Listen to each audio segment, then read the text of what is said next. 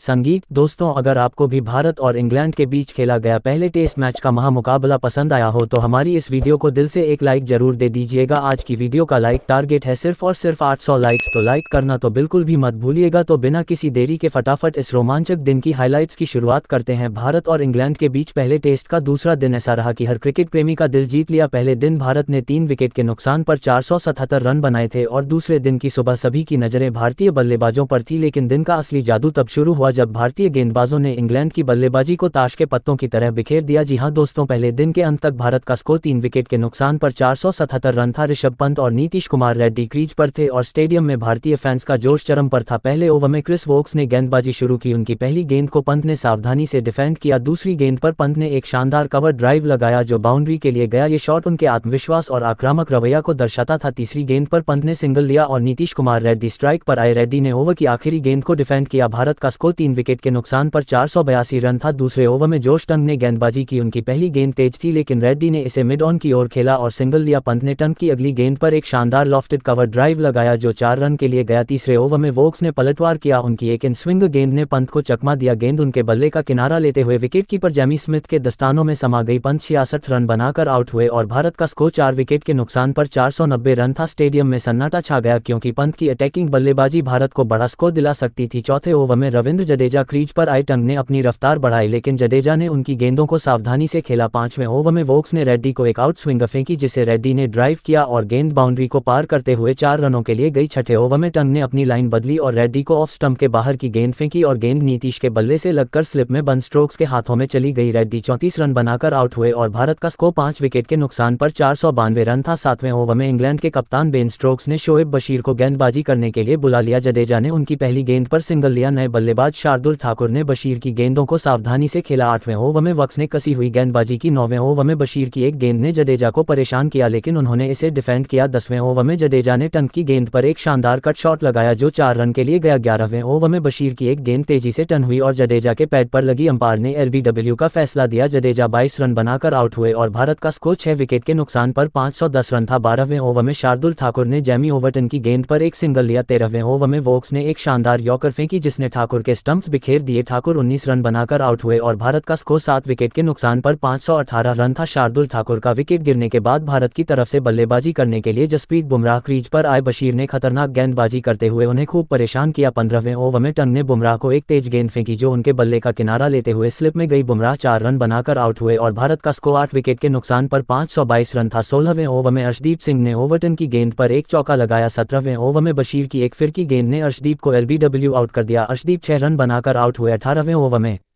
मोहम्मद सिराज ने वोक्स की गेंदों को सावधानी से खेला। 19वें ओवर में ओवरटन ने सिराज को एक आउटस्विंग फेंकी जो उनके बल्ले का किनारा लेकर स्लिप में चली गई। सिराज 2 रन बनाकर आउट हुए और भारत की पारी 528 रनों पर सिमट गई। 20वें से 30वें ओवर तक इंग्लैंड ने कसी हुई गेंदबाजी की और भारत को और रन बनाने का मौका नहीं दिया। क्रिस वक्स ने 4 विकेट, जोशन ने 3, शोएब बशीर ने 2 और जेमी ओवरटन ने 1 विकेट लिया। इंग्लैंड ने सुबह के 30 ओवर में भारत को समेट दिया लेकिन अब असली चुनौती थी भारत के गेंदबाजी आक्रमण का सामना करना। लंच के बाद दोपहर 1 बजे इंग्लैंड की पारी शुरू हुई। सलामी बल्लेबाज बन डिकेट और जैक क्रॉली मैदान पर उतरे। शुभमन गिल ने गेंदबाजी की शुरुआत जसप्रीत बुमराह और मोहम्मद सिराज से कराई। पहले ओवर में बुमराह ने अपनी रफ्तार दिखाई। उनकी तीसरी गेंद एक शानदार आउटस्विंग थी जिसने डिकेट को चकमा दिया। गेंद उनके बल्ले का किनारा लेते हुए स्लिप में केएल राहुल के पास गई। डिकेट बिना खाता खोले आउट हुए और इंग्लैंड का स्कोर 1 विकेट के नुकसान पर 0 रन था। स्टेडियम में भारतीय फैंस का जोश देखते ही बनता था। दूसरे ओवर में सिराज ने अपने खतरनाक गेंदबाजी से इंग्लैंड के दोनों बल्लेबाजों को पूरी तरीके से जकड़ कर रखा। उनकी गेंदें ऑफ स्टंप के बाहर थी जिससे क्रॉली को रन बनाने में मुश्किल हो रहा था। तीसरे ओवर में सिराज ने एक इन स्विंग फेंकी जो क्रॉली के पैड पर लगी। अंपायर ने एलबीडब्ल्यू का फैसला दिया। क्रॉली 12 रन बनाकर आउट हुए और इंग्लैंड का स्कोर 2 विकेट के नुकसान पर 18 रन था। अब इंग्लैंड की पारी को ओलिपॉप और जो रूट मिलकर संभाल रहे थे। बुमराह ने अपनी गेंदबाजी की गति को बढ़ाया। 5वें ओवर में उनकी एक यॉर्कर गेंद ने पोप के स्टंप्स उड़ा दिए। पोप 9 रन बनाकर आउट हुए और इंग्लैंड का स्कोर 3 विकेट के नुकसान पर 32 रन था। स्टेडियम में तालियों की गड़गड़ाहट गूंज उठी। छठे ओवर में सिराज ने रूट को ऑफ स्टंप के बाहर की गेंदों से परेशान किया। 7वें ओवर में रूट ने सिराज की गेंद पर एक शानदार कवर ड्राइव लगाया जो 4 रन के लिए गया। 8वें ओवर में गिल ने अर्शदीप सिंह पर भरोसा जताया और गेंदबाजी करने के लिए गेंद को उनके हाथों में थमा दिया। अर्शदीप ने अपनी पहली गेंद पर रूट को चकमा दिया। उनकी आउटस्विंग गेंद ने रूट के बल्ले का किनारा लिया और ऋषभ पंत ने हवा में उछलकर शानदार कैच लपका। रूट 21 रन बनाकर आउट हुए और इंग्लैंड का स्कोर 4 विकेट के नुकसान पर 58 रन था। यह विकेट भारत के लिए गेम चेंजर था क्योंकि रूट इंग्लैंड की बल्लेबाजी की रियर एज है। 9वें ओवर में बुमराह ने खतरनाक गेंदबाजी करते हुए हैरी ब्रूक को खूब परेशान किया। उनकी एक गेंद ब्रूक के बल्ले के पास से निकली। 10वें ओवर में अर्शदीप ने शानदार गेंदबाजी करते हुए इंग्लैंड के दोनों बल्लेबाजों को खूब चकमा दिया और एक भी रन नहीं खर्च किया। भारत के गेंदबाजों के सामने इंग्लैंड के बल्लेबाज एक रन बनाने के लिए तरस रहे थे और भारतीय गेंदबाज अपनी खतरनाक गेंदबाजी से मैच को पूरी तरीके से भारत के पक्ष में कर रखा था। 11वें ओवर में टीम इंडिया के कप्तान गिल ने रविंद्र जडेजा को गेंदबाजी करने के लिए भेज दिया। जडेजा ने अपनी फिरकी से ब्रूक को बांध दिया। 12वें ओवर में जडेजा की एक गेंद तेजी से टर्न हुई और ब्रूक के पैड पर लगी। अंपायर ने एलबीडब्ल्यू का फैसला दिया। ब्रूक 14 रन बनाकर आउट हुए और इंग्लैंड का स्कोर 5 विकेट के नुकसान पर 78 रन था। टीम इंडिया की तरफ से 13वां ओवर लेकर आए अर्शदीप सिंह ने बंद स्ट्रोक्स को एक तेज गेंद फेंकी जो उनके बल्ले का किनारा लेते हुए पंत के दस्तानों में गई। स्ट्रोक्स 8 रन बनाकर आउट हुए और इंग्लैंड का स्कोर 6 विकेट के नुकसान पर 92 रन था। स्टेडियम में फैंस का उत्साह चरम पर था। 14वें ओवर में जडेजा ने कसी हुई गेंदबाजी की। 15वें ओवर में सिराज ने जैमी स्मिथ को परेशान किया। 16वें ओवर में शार्दुल ठाकुर को गेंद सौंपी गई। 17वें ओवर में स्मिथ ने जडेजा की गेंद पर एक सिंगल लिया। 18वें ओवर में ठाकुर की एक गेंद ने स्मिथ के स्टंप्स बिखेर दिए। स्मिथ 11 रन बनाकर आउट हुए और इंग्लैंड का स्कोर 7 विकेट के